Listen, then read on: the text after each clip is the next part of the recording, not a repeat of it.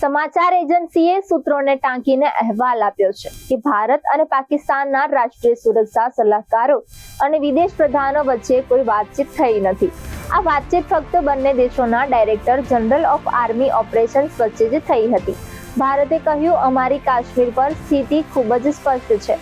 હવે માત્ર એક જ મુદ્દો બાકી છે, પાકિસ્તાન અધિકૃત કાશ્મીરને પરત લેવાનો.